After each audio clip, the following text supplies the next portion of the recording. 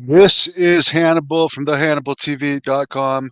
Before I get into the main news about Nyla Rose and AEW and a bit of hot water, NXT did a 0.17 rating last night. That was down. Collision did a 0.13 Saturday night. Battle of the Belts after Collision did a 0.11, and Rampage did a 0.08 on Friday night. So other than Dynamite, the other shows are losing by quite a bit to NXT and AEW. And AEW was issued a warning, and apparently there was some discussion into what punitive action the state of Oklahoma and their athletic commission should take against AEW for allowing a wrestler born male to compete against a female in the state of Oklahoma. Huge history of wrestling in Oklahoma, by the way, from Bill Watson, Leroy McGurk, the great amateur wrestling state.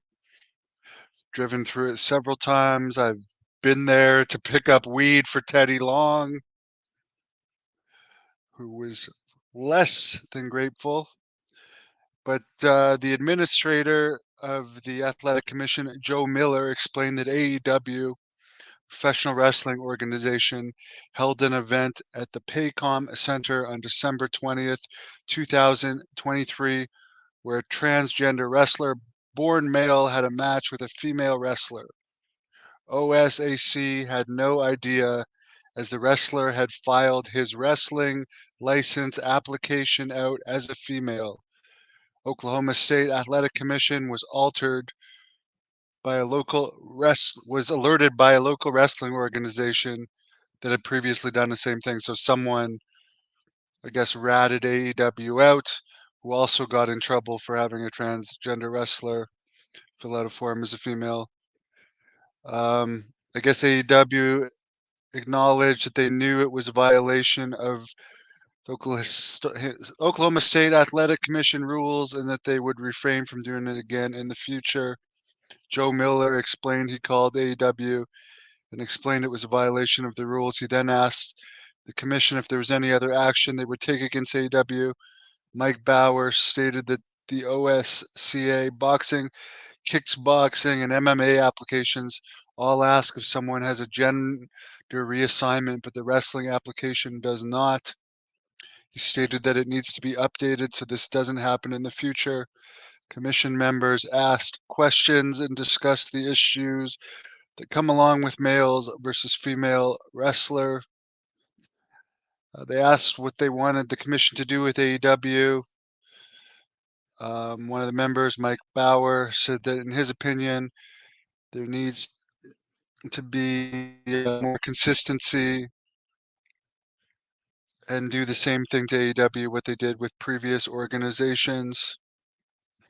The motion was made to warn AEW not to do this again, or there will be punitive action made against them if they do. It was seconded by Terry Smith. It was made by Dr. Larry Lovelace, and many other people on the board agreed with it. You can let me know what you think about it. I know what Dan Severn and Don Fry think about it. I know what Bill Watts would think about it. I guess Oklahoma won't be on Impact's touring schedule anytime soon. With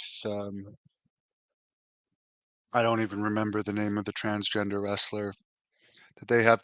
Is Nyla Rose over? I haven't heard anything about her. I mean, it seemed that at first they hired her and there was like they were getting all this publicity that they were having a transgender wrestler on the card.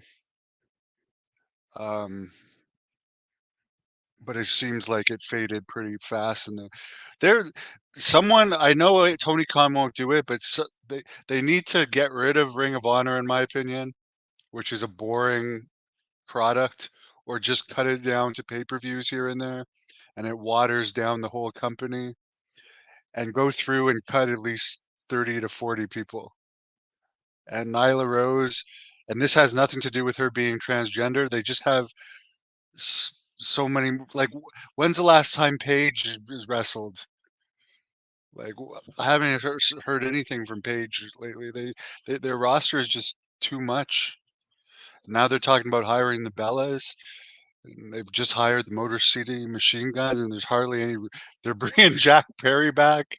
Like there's just way too many people on the roster. I would um I would say wrestling should be under commissions. Honestly, I would never have caught Hep C had there been a commission in Canada. The states where there's commissions, they usually do blood tests and they oversee wrestling. There's a lot of shady things that happens in wrestling that don't happen in live theater or stunt shows. Trust me on that. And I do think stunt shows should also have a commission overseeing them. People have died doing stunts. There probably is, honestly. There's got to be a stunt union. There isn't a union or anything overseeing professional wrestling, and there's a lot of shady stuff that goes on in pro wrestling. Trust me, I truly believe that there should be, like, put it this way, the Montreal screw job would never have happened if there was a commission governing it. For instance, a lot of stuff that's shady wouldn't have happened because the commission would have ex-nayed it. There would be less issues of wrestlers on independent shows not getting paid or getting lied to, or if wrestlers don't show up and no show a show, commissions could could ban them from wrestling in the state for a period of time. Uh, I don't have necessarily a problem with men in pro wrestling wrestling women. I don't like it, but I acknowledge that it's popular. I just don't think Rose is over, and I think there's better wrestlers in the AEW that are women that they don't need a gimmick like Nyla Rose. From what I've seen of her, I mean, she's not that great. I'd rather see Paige. I'd rather see Mercedes Monet in there any day. But that's just my taste in wrestling. Um, but I've done transgender superhero videos, and they were a lot of fun to do. So I'm not complaining about that. But I am a supporter of commissions. And yeah, as a girl, men are built bigger than girls. It's not like AEW wrestles all the time, but that'd be like me wrestling Andre the Giant every night. Wouldn't be fun. I'd rather not wrestle someone that's way bigger than me on a regular basis. The risk for injury